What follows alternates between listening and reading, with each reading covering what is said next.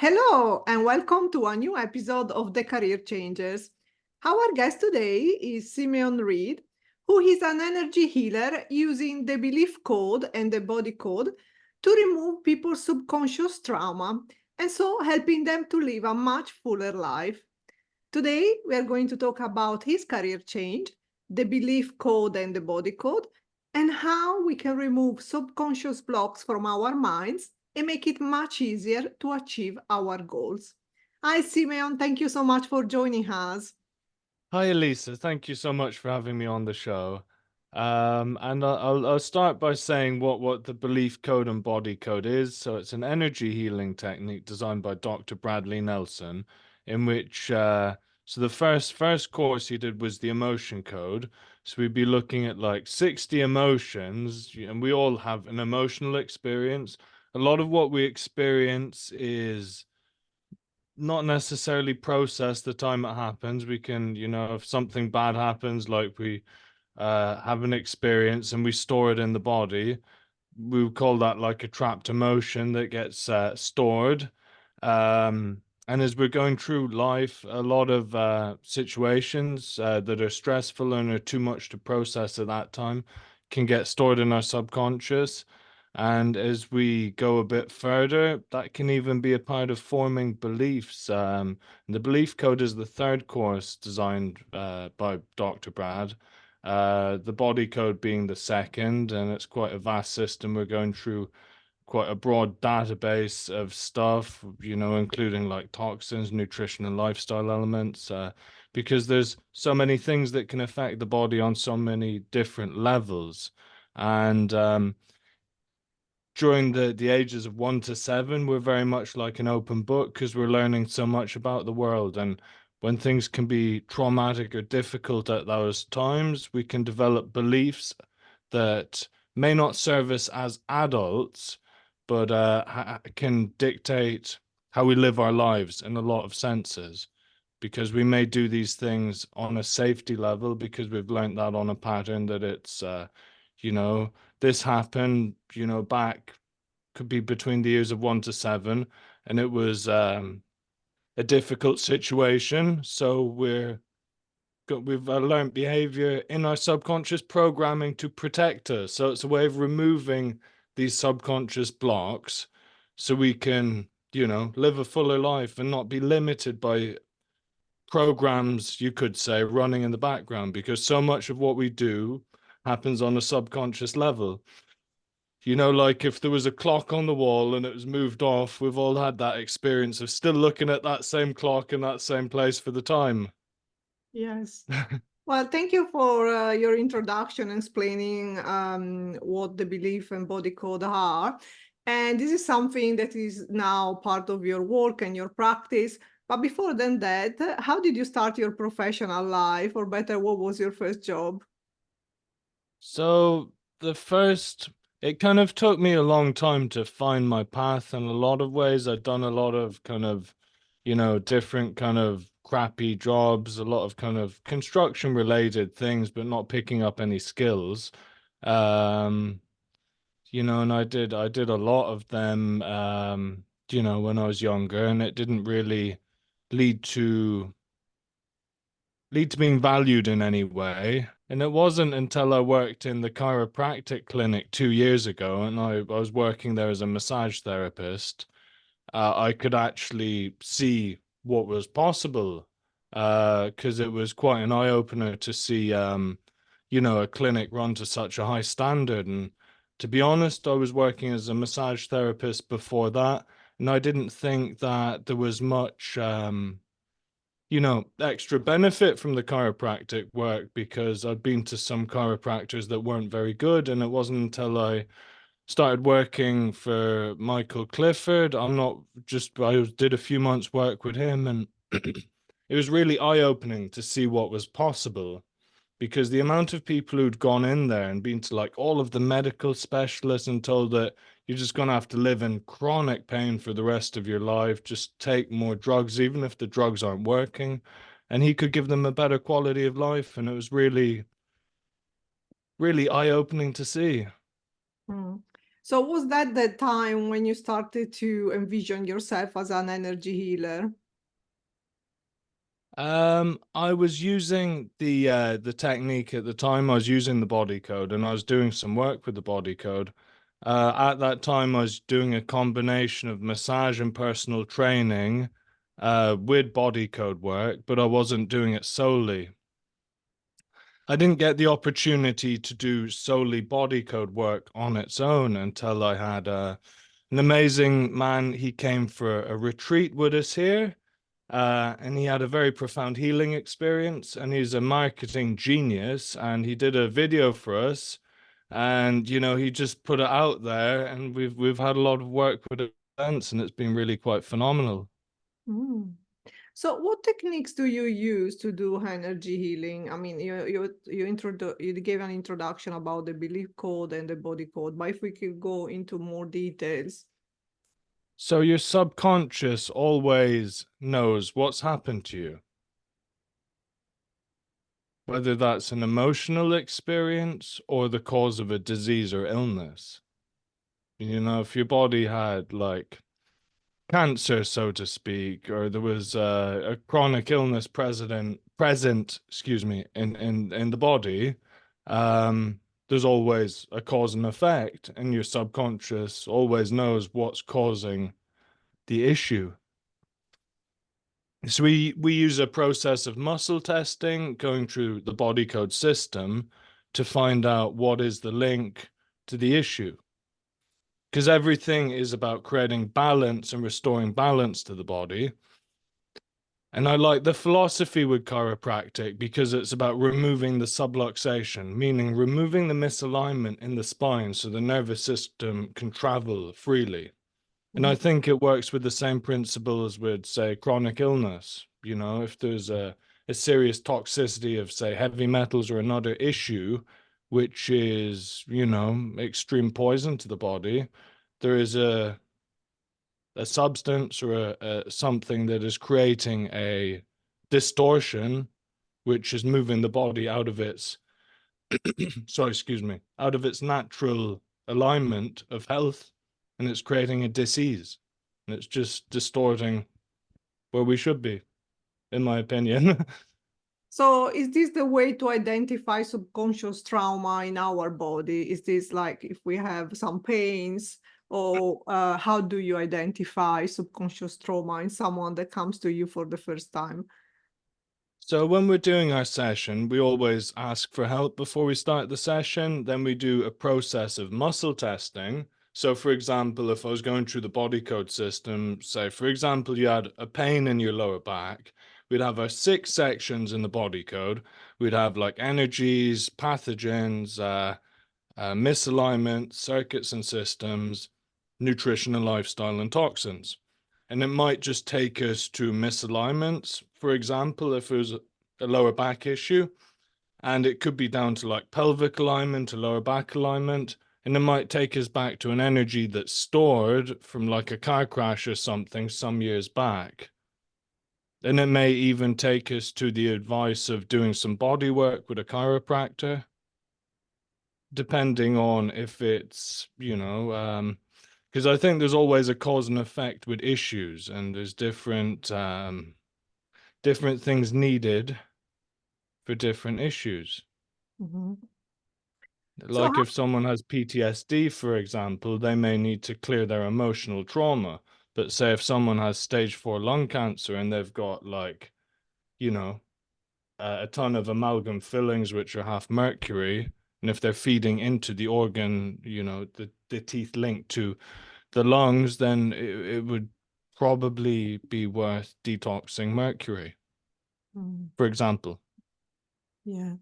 So how can subconscious trauma prevent people to achieve their goals in life, in your experience?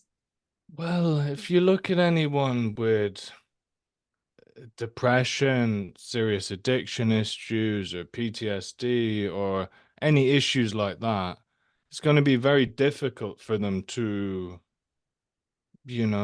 see themselves succeeding or see themselves in a better version of themselves. Because there's like a subconscious effect of whatever's happened replaying subconsciously because it hasn't been processed, I think. So did you experience in your practice, did you see the change from someone going from having store trauma to a new ease of life? Absolutely, absolutely, and I'd like any of the viewers who are interested to go over to my YouTube channel, Decoding with Simeon, have a look at the testimonials playlist on my website or on my YouTube, sorry, and just have a look at some of the things people have experienced. Because I've noticed from there's a term we use like in the body code, like the heart wall, when people experience emotional events that are so distressing to us that we put a wall, an invisible wall of emotions up around our heart. We call that the heart wall emotions, and they're useful at that time to protect us, but they kind of harden us to the world, and it can make it hard to receive love, can make it hard to have love for self, and um the releasing of those emotions and the letting go of them can have quite profound effects. Mm. Oh, it sounds very inspirational. So we often forget that each of us with our choices can have a positive impact in the world. Now you had a period in your life where you didn't have a clear direction, but now you are on this journey where you're helping other people to live a more fulfilling life through your work. How do you feel your career changes made the world a better place, or is helping to make the world a better place for many people? Um, I think the right answer to that is I think when any of us find what we're meant to do with our lives and our purpose, and what really brings us joy, and I think when we can, help others experience, good things and help each other to move forward, and we feel, like a nourishment in our soul from that, doing that, then I think that's a big part of making the world a better place, because I think, making the world a better place is, that's, I think a big part of that is the education, I think making the world a better place is the education around health, around the whole, medical system, around education. I think, children should be inspired from a young age instead of schooled and, put into a thought bubble box. Um, yeah, I think there's really so much work to do in that element. And I suppose if I can help to, you know, make a little bit of a change, helping one person at a time, um, feel better in themselves and to help them move forward, um, then it's one of the most joyful things. It's one of the most you get the best buzz from it. It's really good. Yes. So we talked before about some negative emotion trap in our body. Some of the most common negative emotion that people experience are fear, lack of clarity, confusion, and they can make us wonder if there is more to life than what we are living on a daily basis. Sometimes we are just on autopilot. So, in your experience, what can make us understand if we are heading in the right direction? Hmm. I think to know that we're heading in the right direction for us personally or specifically, I think it's about making time to just be with your own thoughts, and maybe just be specific about what you want. If there's anything that's getting away in the way of like a thought process that's like a, limiting belief, something that's kind of playing, oh, not good enough to do this, I must do this because of money shortage, then maybe write about all of the limitations, and write down 5 things you want. Do you know what does abundance mean to you? Because I guess the reason all of us want to, do the right job or do the right work is to bring abundance into our lives by giving purpose, helping people, bringing abundance in financially, for ourselves and our families. We mentioned also before we talk about the life purpose. How can having a life purpose change our professional life, or at least how it changed it for you in your experience? I think we all have a purpose, and it's just very important to connect with our higher selves, and create the world we want. Because there's so many things at play distorting us from thinking we're good enough. There's it's from childhood, our parents' experiences. There's so many things geared in society to say that we're not good enough to do many things. And I think it's important to have faith and belief. You need to believe that you can achieve what you want to achieve. I think it's a good exercise for anyone to look at how Muhammad Ali talks about himself, because that's just fantastic. Okay, we will have a look then. So why are, in your opinion, very often people who ask, or anyone is scared to ask for guidance, and what can make a difference? What difference can make having someone to guide us in the right direction, whether that is energy healing or any other type of support? I would believe that the shame or fear around it would come from a systematic subconscious thing, from either schooling, getting punished for getting things wrong, or religion, for like a shame of saying something that's outside a belief process, probably. I'd say it's coming from very deep levels. And probably And so how can someone overcome that feeling to go to the next step and say, okay, I wanna reach out to someone that can help me?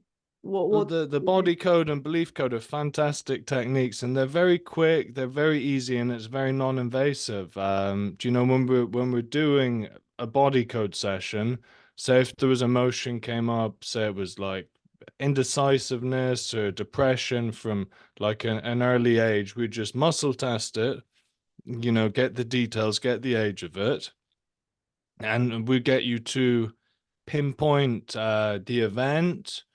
If necessary, pinpoint the event. You don't need to speak about it, but just once we can pinpoint the energy of it, we can just get the processing of it. And sometimes memories can come back that have been suppressed, um, because there's when it gets processed, it's not having an effect. If you think of like trauma that's stored, like a program that's running in our subconscious.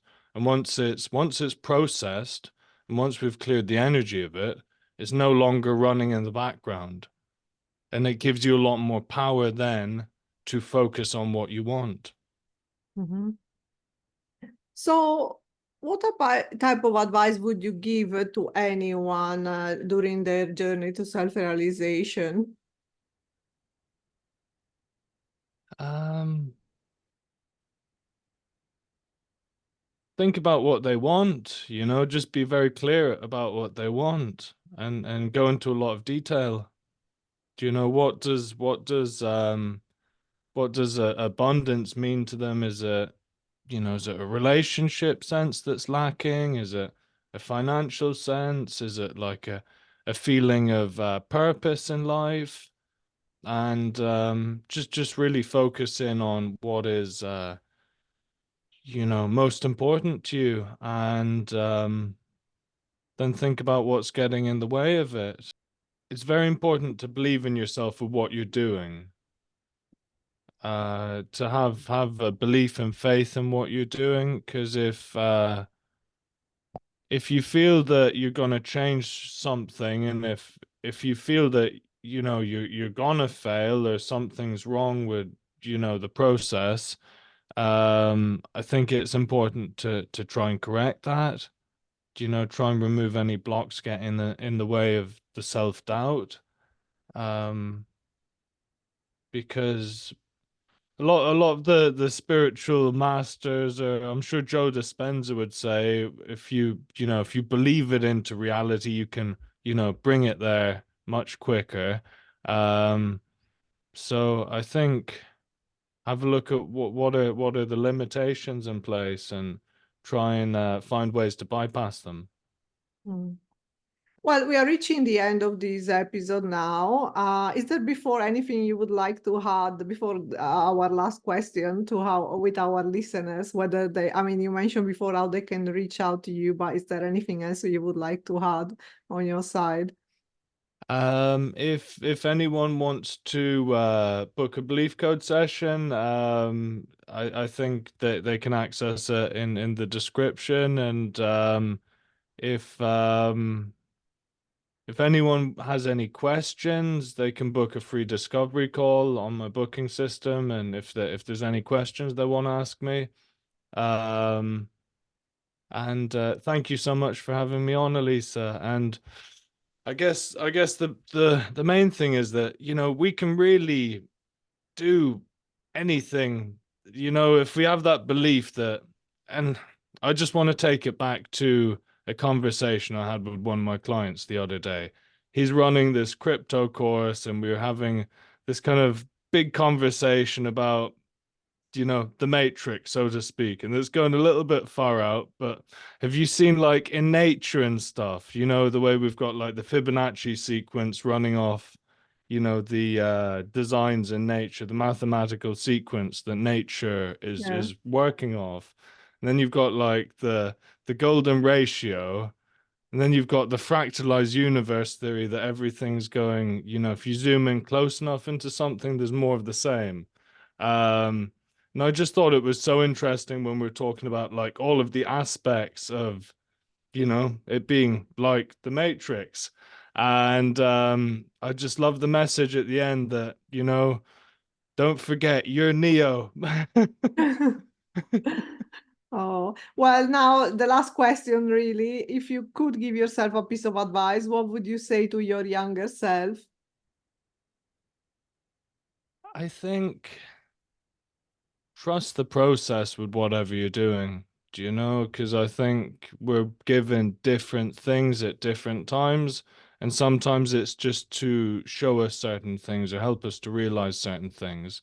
Um, and maybe the money doesn't come straight away, or maybe the perfect relationship doesn't come straight away, but maybe there's lessons about the work, or there's lessons about the relationship that are just really important. And I guess just try and extract whatever lessons are coming up in any process, especially if there's a repeating cycle, if there's like something that's repeating and it's just repeating and repeating and getting worse. Extract whatever lessons are in it that need to be taken out, especially if it, stops any, suffering or bad situations. Learn what you need to learn and just, create the life you want. Well, thank you for joining us today and sharing your inspirational story and wisdom with our listener. And the last message for our listeners, don't forget to subscribe to our channel and tune in next week for a new inspirational episode of the Career Changers. Thank you. Thank you so much, Elisa.